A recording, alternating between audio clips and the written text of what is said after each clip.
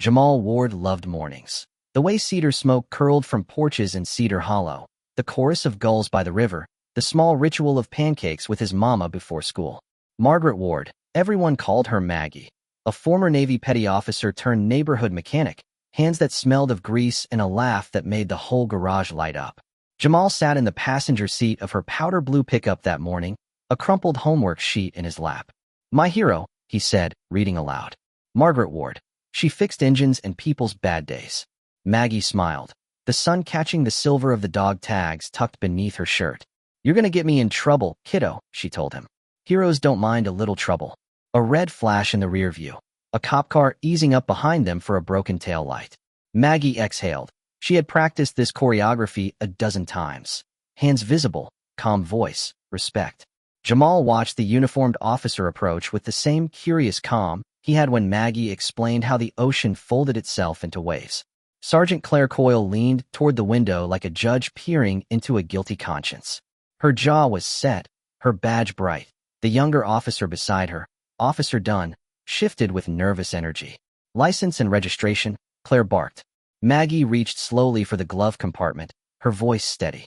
"Officer, I'm going to record this." The phone in her hand flickered, a small, ordinary defiance. Claire's face hardened. "You think you're smarter than me, lady?"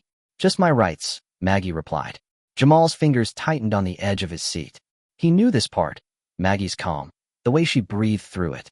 But when Officer Dunn shouted, "Gun," everything snapped into a different shape. Time slowed in the small space of the truck. Jamal saw Maggie's eyes widen, a look of disbelief and betrayal. 3 shots cracked, the world filled with a sound like smashed glass. Maggie collapsed, blood dark and sudden on the seat. Jamal screamed and scrambled, fingers slick on warm metal as he cradled his mama's head. The hero essay fluttered out and sank into a puddle of red. Claire straightened, holstering like the moment was over. Dunn's face went white. Bystanders fumbled for their phones. Reporters would later summarize it as officer-involved shooting and suspect reached for weapon. Jamal knew the truth the instant his mama stopped breathing. He hit stop on the cracked screen that still showed the rolling recording. An hour of life now held in a dead rectangle. He slid from behind the wheel toward the trunk, heartbeat drum tight. The trunk key hung at the ignition ring. The cloth-wrapped service pistol lay where it always did, folded like a secret beneath the gym bag.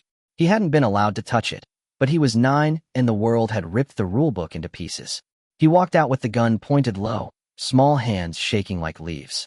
"Why did you kill my mama?" he demanded, voice cracking but clear enough that phones on dozens of shoulders pivoted toward him and helicopters nosed into the sky.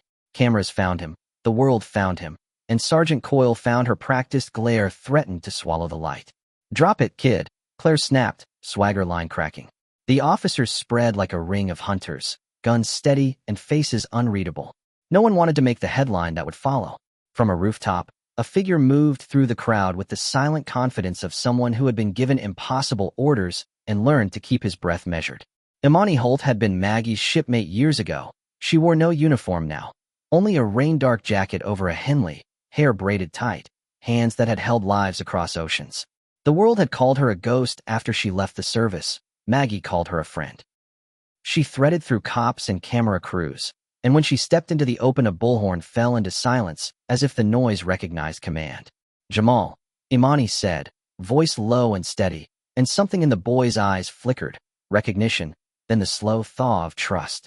She had his mama's laugh in her memory, and she used it like a rope to pull him back. She knelt. "Your mother loved you more than anything.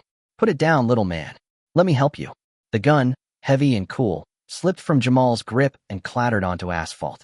He collapsed into Imani's arms like a ship finally letting go of anchor. The day metastasized into a fever. News vans bloomed like black flowers along Main Street.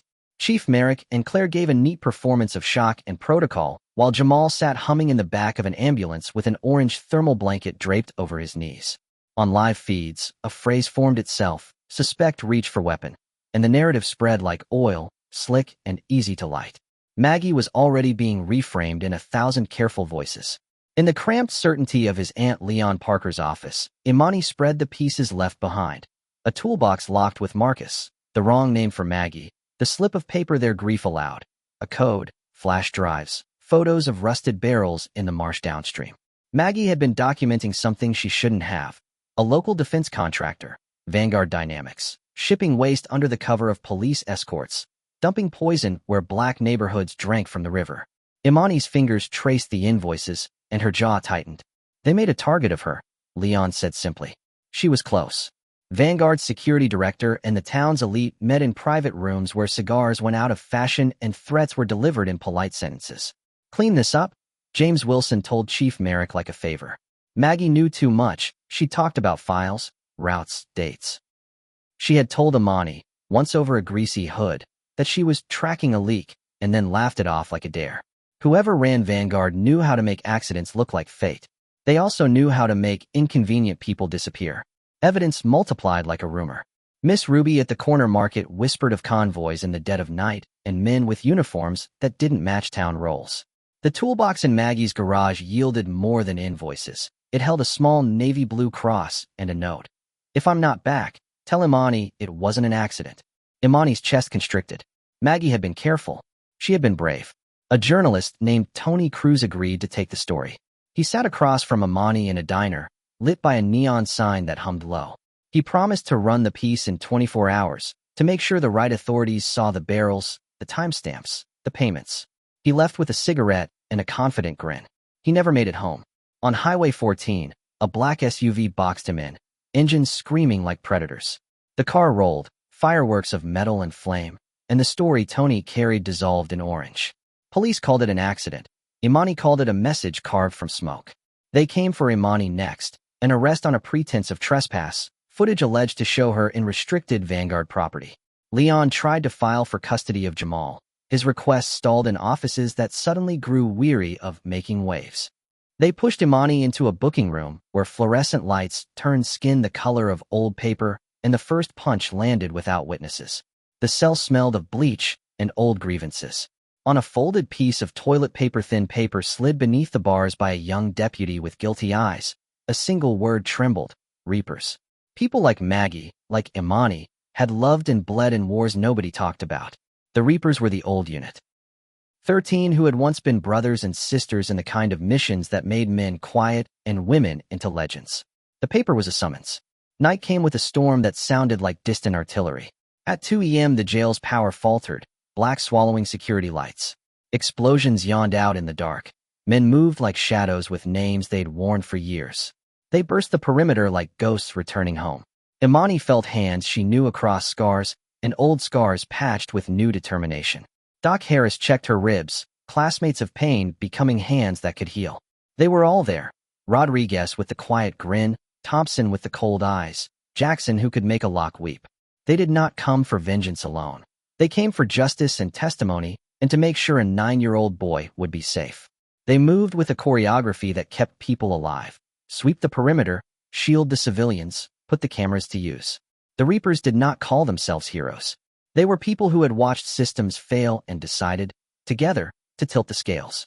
Within days they had Jamal out of the foster grip of Ruth Merrick, Chief Merrick's cousin, a woman who folded racism into piety and called discipline salvation. They took Jamal to a cabin that smelled of pine and coffee, where 13 mismatched faces formed a circle around the boy and the files that had cost Maggie her life. They struck at dawn. The town gathered for a memorial that the mayor carefully staged as a unifying event. Imani and the Reapers watched from gaps in parked cars, binoculars focused on the stage where Mayor Reddick would speak whitewashed words about community and healing. Cameras pointed at the square. The Reapers had hacked the feeds. When Jamal climbed the podium to speak, his small voice cut through the town square like a bell. My mama fixed engines in bad days, he said, eyes bright and stubborn. You killed her. Show them. Claire Coyle found her moment and tried to command the narrative the only way she knew, with a uniformed lie and a gun. The screens blinked, then roared to life with unedited footage. Maggie's truck, her hands visible, her voice clear, the shot that ended everything. Then footage of night convoys, of Vanguard trucks slipping down dirt roads with police escorts, of signatures and shipments. The crowd convulsed as years of carefully arranged stories unspooled into undeniable images. Chaos bloomed when Claire tried to shoot her way out of a collapsing world. The square turned into a maelstrom, smoke, running bodies, the raw metallic taste of fear. But the Reapers moved as they always had. Precise, protective, surgical. They shielded the innocent, disarmed the corrupt, and closed the loop with a humility that felt like sunlight breaking through soot. Claire ended handcuffed by the same people she'd sworn to protect. The mayor and Vanguard executives found themselves on the wrong side of recorded depositions. Federal agents arrived to take over a pile of evidence that could not be smeared away. After the smoke and the shouts, after the helicopters took the guilty away, the town changed. The local news whirred with legal fallout, subpoenas, resignations, an unraveling that reached offices higher than anyone in Cedar Hollow had imagined.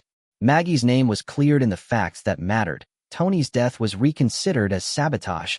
Leon had his practice reinstated. Jamal said little in public. He allowed himself to be a boy again in small ways. Sticky fingers at a pancake counter. A joke about misshapen pancakes that made Imani laugh until she cried.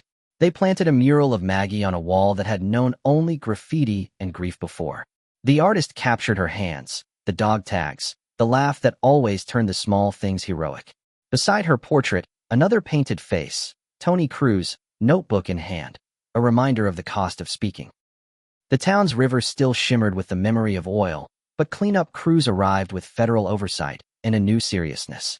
Policies changed, contracts were re-examined. The reapers melted back into the country like mist, each carrying scars and the shadow of what they'd done. On a bright morning, Jamal walked the fresh pavement to the cemetery with Imani at his side. He placed Maggie's navy cross on her headstone, smoothing the grass like a child's blessing. "You were brave," he told the stone, and the wind answered in a whisper that smelled of cedar and repair. Imani watched him, her ribcage quiet now, the hard work of the past weeks settling into the shape of something gentler. "People keep saying you were a hero," Jamal told Imani, small voice-wise for a 9-year-old. "But Mama said heroes don't brag." She put a hand on his shoulder. "She was right," Imani said. "She stood up when it counted. So did you." Cedar Hollow would keep the scars it had earned, but it also kept the murals. People told the story over and over, in kitchens and classrooms, in courtrooms, and in the quiet places where grief lives. They told of the boy who pointed a gun and found instead a city that couldn't look away, of the woman who fixed lives and had hers broken, of reporters and soldiers and messy, burning truths. It was messy and costly and not nearly the tidy justice of fairy tales. But in the end, the truth, messy, loud, undeniable, broke the chains that had bound a town for decades.